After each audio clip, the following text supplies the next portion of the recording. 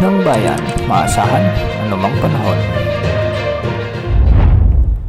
Magandang oras po sa ating lahat. Narito na ang latest update sa lagay ng ating panahon ngayon at sa magiging lagay ng panahon sa susunod na 24 oras. Sa kasalukuyan ay patuloy na nakakaapekto ang shear line sa may extreme northern Luzon, samantalang intertropical convergence zone naman ang nakakaapekto sa Mindanao at easterly sa nalalabing bahagi ng ating bansa. Dahil pa rin sa umiiral na shear line ay patuloy na makakaranas ang maulap na kakalangitan na may mga kalat-kalat na pag-ulan at isolated thunderstorms sa may Batanes at Babuyan Islands. Pinag-iingat natin ang ating mga kababayan doon dahil posible ang banta ng mga biglang pagbaha at pagguho ng lupa, lalo na kung may mga katamtaman at minsan ay malalakas na pagbuhos ng ulan. Samantala dahil naman sa easterlies o ang mainit na hangin mula sa karagatang Pasipiko ay magdadala naman ng maulap na papawirin ito sa bahagi ng mainland Cagayan, Isabela, Aurora at Quezon Province. Hindi rin inaalis ang tsansa ng mga pag-ulan at thunderstorms kaya posible pa rin ang banta ng mga flash floods at landslides, lalo na kung may mga katamtaman at minsan ay malalakas ding pag-ulan.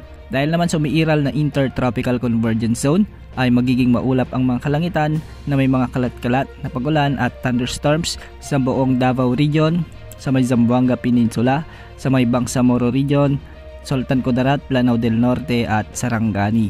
Dahil dito, malakas din ang tsansa o posibilidad ng mga biglang pagbaha o pagguho ng lupa, lalo na kung may mga katamtaman hanggang sa kung minsan na malalakas ding pag-ulan.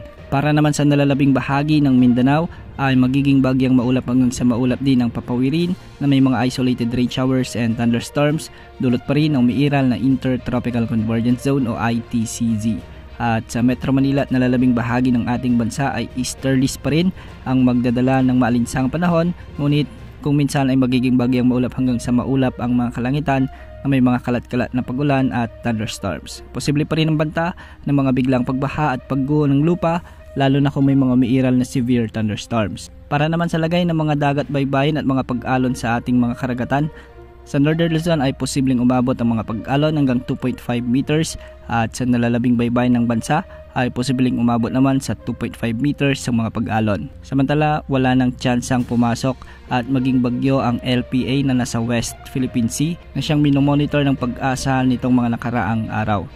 Mababa ng tsansa nitong lumakas bilang bagyo. Wala pa rin tayong namamonitor na anumang sama ng panahon gaya ng LPA o potential na bagyo na posibleng pumasok sa ating bansa sa susunod na 3 hanggang 5 araw. Yan ang update sa lagay ng panahon. Ito pang weather update ng bayan, maasahan anumang panahon.